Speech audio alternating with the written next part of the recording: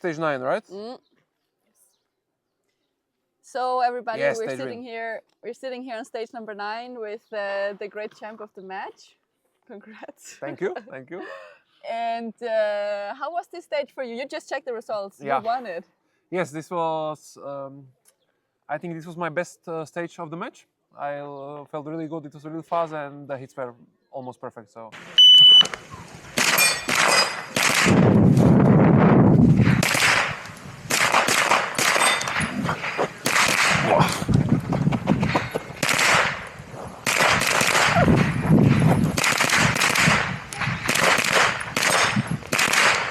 We did something. We walked around during the Okay. shoot-off and asked people that we met what they would like to ask you. Ah, okay, interesting. Yeah. Hi, you guys. If you could ask Pavol, the big winner of PCC Optics, one question, what would it be? Let's start with you. How long he prepared from this competition? Yeah? Very good question. When is the start point for preparation for such kind of competition? It was very good. Good question. Do you have one for him? Yeah, did he do any special mental preparations before the competition? Okay, I would like to know what he did for preparation of this event. My preparation for this specific competition started in January. So I would say January. Like I literally, I love shooting by itself. So it wasn't like for years I dreamed of being like a world champion or stuff like that. I just love shooting. I love everything about it. I love shooting different guns, not just PCC. PCC is I'm best at PCC, which is interesting, but I love to shoot at anything else. So it was like, and naturally it came to IPSC. After, first like 3 years we were shooting just going with my father to shooting and shooting what we had at whatever we could, and then it came to IPSC and then PCC, and naturally if there is world shoot I was preparing for it, and that became the goal. But it got postponed so much that it became like not like lost interest, but we were never sure that it will happen next year. So January came, but it was quite certain that it will happen. So then I started training. New year, new goal. Yeah. And you did it. How much of your total training do you put into the shooting, and how much do you put into the gym? Basically, physical training for this year competition especially, I started to shoot more. So naturally, like that meant running more and being on the range more. So for that, I actually stuck with that. I didn't do any gym training or stuff like that. What I did also, like in terms of physical training, is diet. So I had a strict diet. I lost quite a bit of weight. So it was like combination of this, yeah, and especially spending too much more time on the range. It naturally was also helping with the physical training. So what kind of diet? I had a strict carnivore diet. So it's not for everyone. It worked for me quite good. I tried it also last year, first 3 months, and I had good results. So I started again with strict one, and I'm happy where it got me.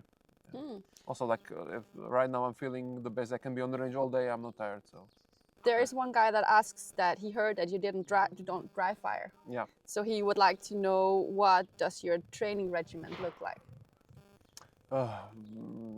For preparation for this, I was training around 3 times per week, around 3-hour sessions maybe, and then competitions during weekends. I think I had almost from January. I think I had like 3 weekends free without competition.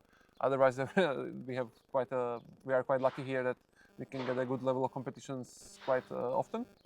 I shot around 1,200 in training per week, plus maybe competition. So I think from January I shot like 20,000. I think. So, what did you sacrifice in your life to shoot this competition? Okay, I made quite a lot of changes. I think February. First of all, I lowered my work. I worked a 9 to 5, a full-time job.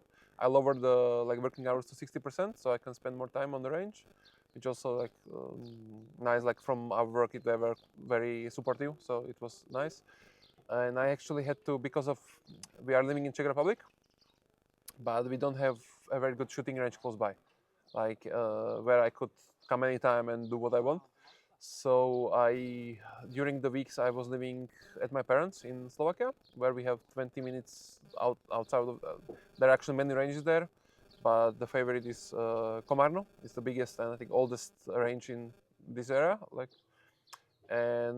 So I was working from home from my parents' house till around 12, and then I was going to the shooting range. So yeah, so I sacrificed spending time with my girlfriend and being like at home. It's both is home, but yeah. Yeah, but she's supportive. Yeah, of course. Okay, so we also have quite some people that ask you about your mental preparation for this world shoot. Oh, I'm quite good at being under pressure.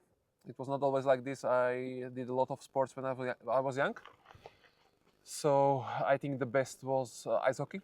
It prepared me like mentally. Before I started ice hockey, I had a lot of stress. Every match was almost a nightmare. But the more I played, the better I became with this. Maybe it was like also that it really doesn't matter. After all, it's just sport. But yeah, and after that, I did some other sports also. Discuss? Yeah, athletics, discus throw and shot put. Yeah. So like when I was growing up, I really had the experience like being under pressure. So I think that helped, and it helps also if it's like you are having fun. Yeah. So like shooting is not only like a job or a sport, but it's also having fun. So.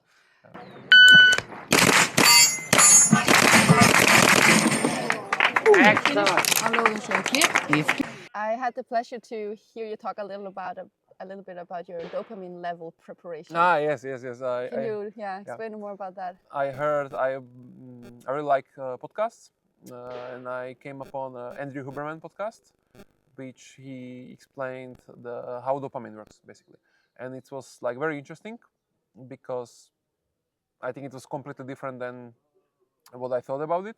And actually, he was explaining in regards to motivation, because it's a hormone of motivation, not pleasure, as I found out, and how to regulate it, how it works. That spikes lowers the base level, and then you are less motivated. So it's not really that I then did something that much different. Just knowing about it and what happens, like with motivation and how it controls you, it helped me quite a lot, I think. Yeah, so I developed some tools to help me like with competition. And I think it really helps, especially when you have a late shift in a day, because then if you spike it too much before, then you will drop off in motivation. So it's a little bit different here because the competition is that big that you always have motivation basically. But I think it helped me quite a lot. So like in training also and stuff. Yeah. What kind of tools did you develop? It's basically limiting like massive spikes, and there is a problem like with rewards that can actually like decrease the. If you are doing one activity repeatedly, then like it can drop off like your dopamine, and you will not be motivated for the activity again. I think it's like the burnout, you can call it. And it helps. I did not do it, but some intermittent reward, like not every time after, like you basically need to set yourself up so you have a dopamine, like you are pleasure from the activity and not from maybe you get a treat after or stuff like that. So yeah. Oh, okay. And limit the other sources of dopamine, so you can. Music. Yeah. Like before competition, I don't listen. Like the day of the competition, I don't listen to music. No, like very good foods and stuff like that. Okay. Interesting. Yeah. Check that out. We have a question from Lena Michulek. Oh, really? Okay. Yeah. Okay, those Polish guys over there wanted me to ask a question for Lena Michulek, so now I will go and ask her what she wants to ask Pavol. Lena. Yes. Good job. Good job. Thank you. If you could ask Pavol one question after the shoot-off, what would it be? I would love to know what his on-stage pre-routine is. Like for me, 2 shooters down, that's when I do my final visualizations. I would love to know what his goal is, what he's going through in his mind right before the buzzer goes off. Like what's his key word to get him into such an amazing state to be able to perform in the way that he did over and over and over again. So Wow. yeah, what's going on? What's going on up here? Because we know he's amazing shooting, but this is how you access all of that, and he's got to be completely in control of it because he did it for 30 stages. First and foremost, I try to I go through the stage one time in my head, just because forgetting a target is Disaster. almost it's beyond disaster. So just go through the target, maybe think of if there is some wall close by that I need to lean a little bit more and feet position stuff. But other than that, after right before the beep, I only tell myself to look to see the dot while shooting, because my most common mistake is the only time you can shoot faster than you can see the dot. So I think that's the only, just focus on the dot and that's it. So I don't have anything special some multiple step routines. I just focus and try to clear my head actually. Can I just ask you, what do you think of? What do I think of? I try and feel the wind on my skin. I try and be in the moment, and I always open my eyes really wide because I know I need to see really well. I need to see really well to be able to shoot well, and I just listen for the buzzer because everything goes off of that. Wow. So just being as in the moment as possible and washing my brain away so that all of my training can take over. Amazing. Write that down. Thank you. Yeah. She explained that she was feeling the wind on her face. Okay, and she was yeah. And just really hard listening for that beep. Okay. And also opening her eyes very wide because what she had to do was see. Okay. Yeah. Maybe I blink a little bit more during are you ready? I blink a little more and then I try to not blink right before the beep, and I focus on a specific spot on the first target. Yeah. So if it's a 5-meter target, I focus on top of alpha. So I try to put my dot there. Yeah. Yeah. Okay, let's go this way. Mr. Aro, Hello. can I ask you a question? Yes, please. So we're doing an interview with Pavol now. As an Aro, you working a stage this match. Which stage was that? 25. You remember him when he came to you? Yes, I did. Can you tell us a little bit about what you thought when you saw him shooting? He was fast, he was very secure, and he was just a great fast shooter. So if you could ask him a question now after the whole match, what would that be? Can I have his autograph? Let's see if we can get his autograph for Mr. Ranas from Sweden. Thank you.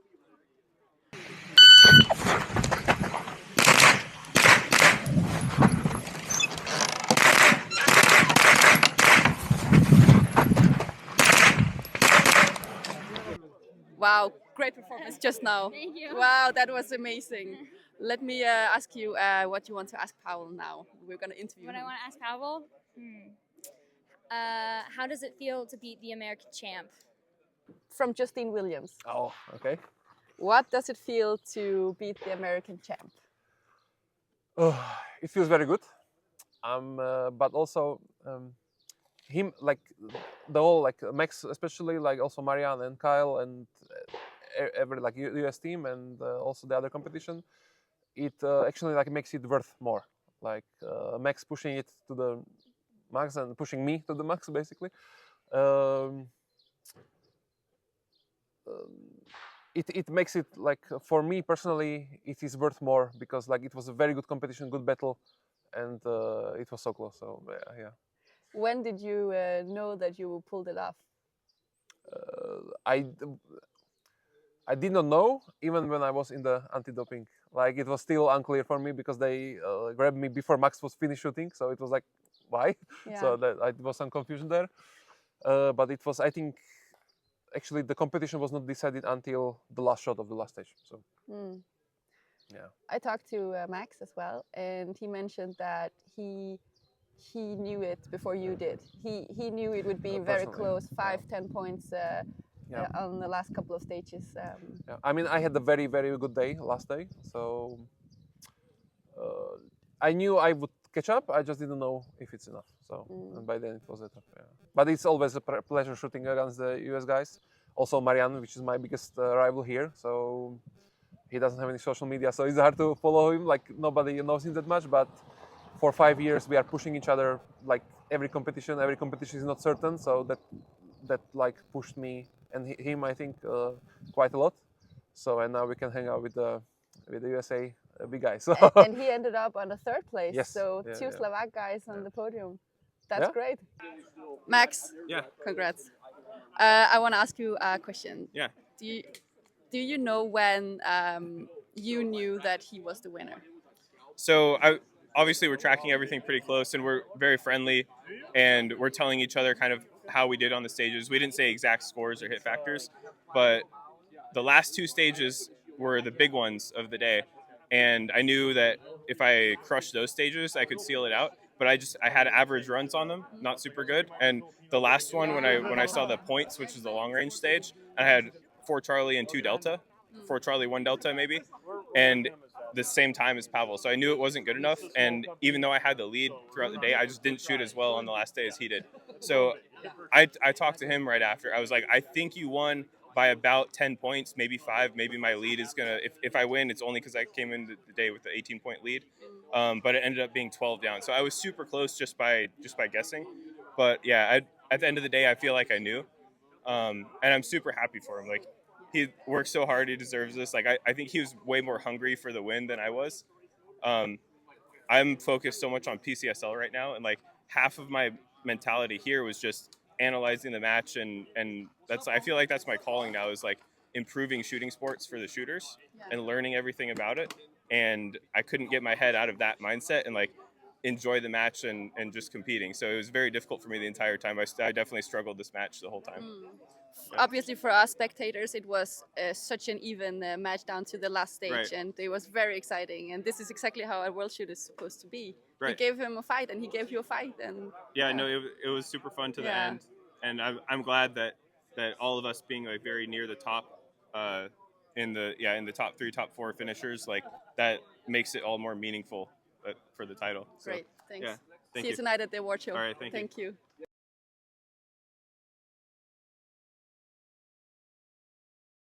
Stand by.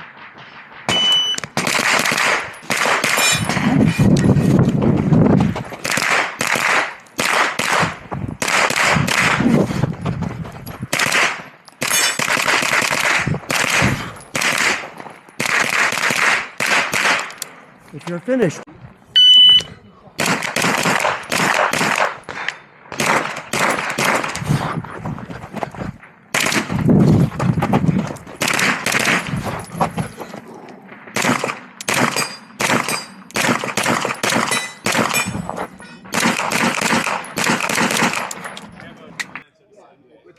Hi. Hi. Can I ambush you? Yeah, what you need? Cheers. Cheers. Cheers and water. Yes, I'll cheers you. Can I sit down actually next to you? Yes, go ahead. Okay, what do I need? I need to ask you a question. Okay, First, congrats on your performance. It was great. thank you. Now we're gonna have an interview. It's all filmed. Okay. So if you're not agreeing with this, we will delete it No, after. I'm fine. Okay. So we will have an interview with Pavol now Okay, in a few seconds. okay. And I want to ask you what you would like to ask him. What I would like to ask Pavol. Yeah, Okay, you ready?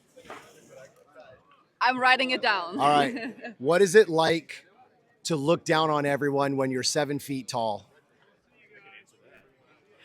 Do you really think it's fair that you can reach one side of the stage in one step and I have to run really, really hard to catch you?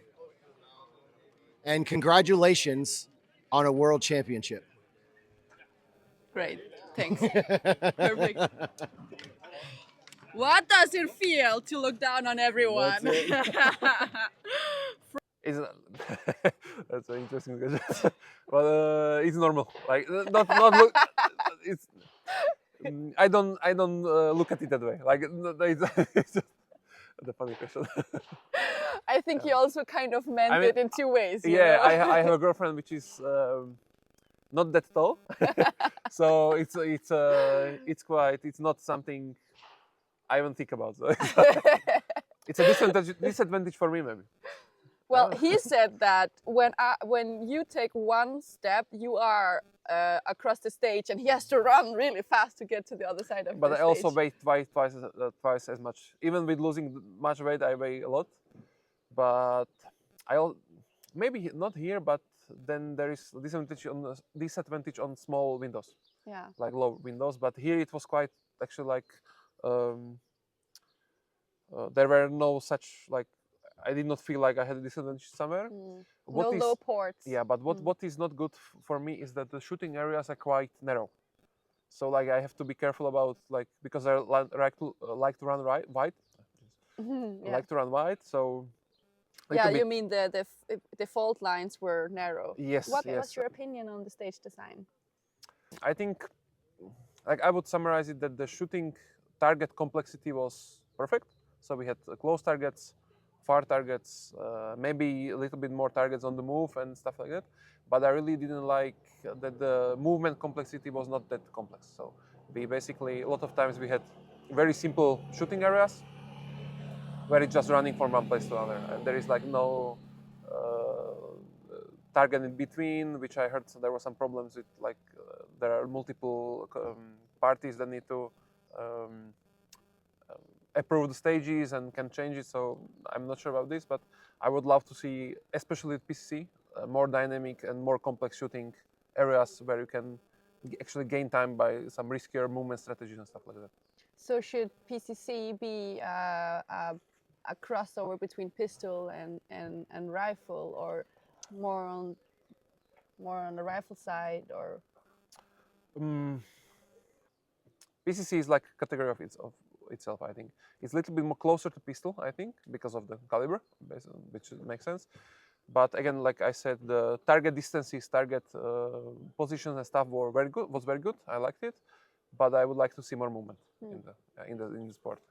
Yeah. Do you have any last words for the guys about why PCC is so appealing? Because it's gonna grow and it's growing fast.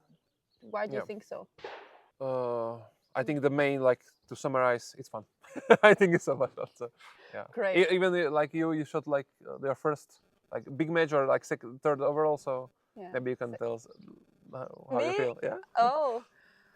Well, I come from a country where PCC is not allowed by law to shoot, unfortunately, and I think it's time to change that because it's such an exciting, and as you say, so fun to shoot.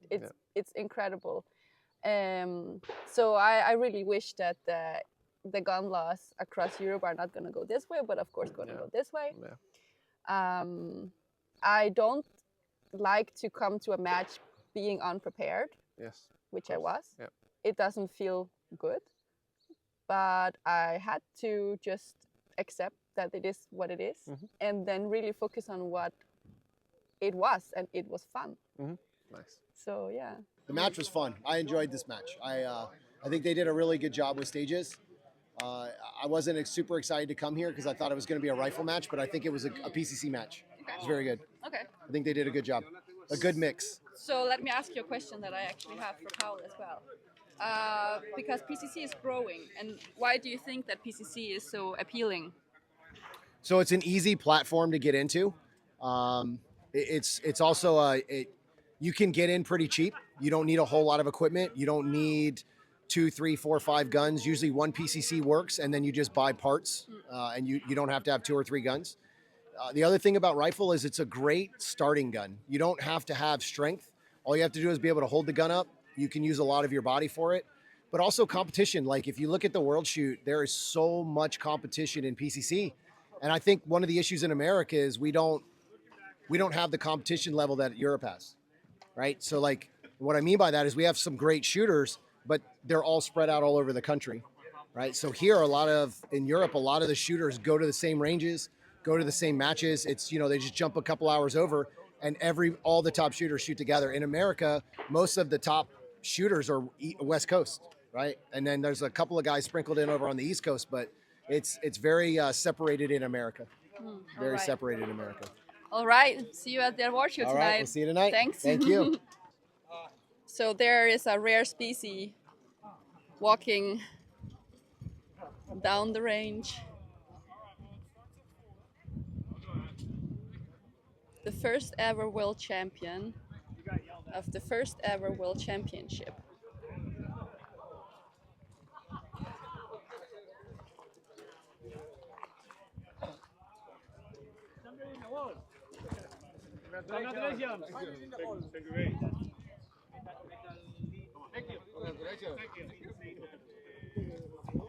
Ready for an interview?